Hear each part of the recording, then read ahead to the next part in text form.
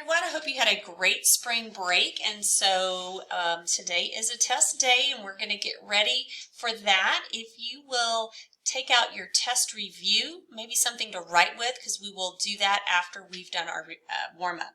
Take a look at this warm-up and then I'm going to ask Ms. Borowski to just hit pause while you complete that, and she'll take attendance while you're working on the warm-up.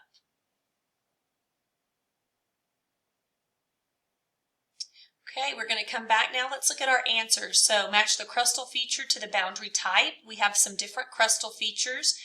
What do you get when you have a divergent boundary of ocean to ocean crust? You are going to get sea floor spreading and a mid-ocean ridge. So you would have those two.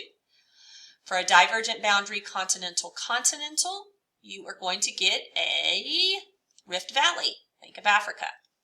Convergent boundary, ocean to ocean, you are going to get a trench when one of those crusts subducts, and you're also going to get volcanic islands. Always get volcanoes, but it'll be islands now.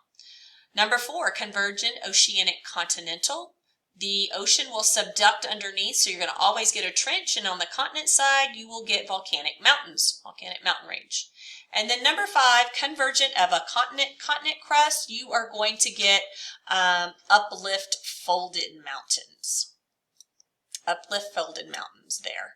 Think of the Himalayas, and I moved that down so that you could see it. All right, let's take a look at what we're going to do today.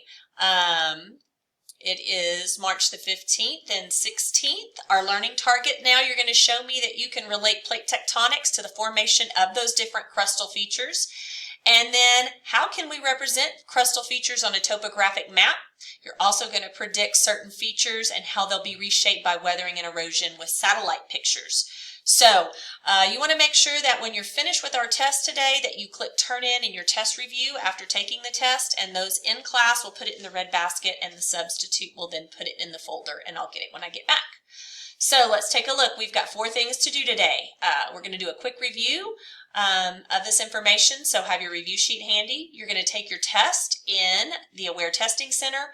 You'll then turn in your Changing Earth test review. Virtuals will click turn in, and then there's a STEMscopedia reading in Google Classroom as well. You'll need to make sure you have all of that read before next class period. So let's go and look at Google Classroom.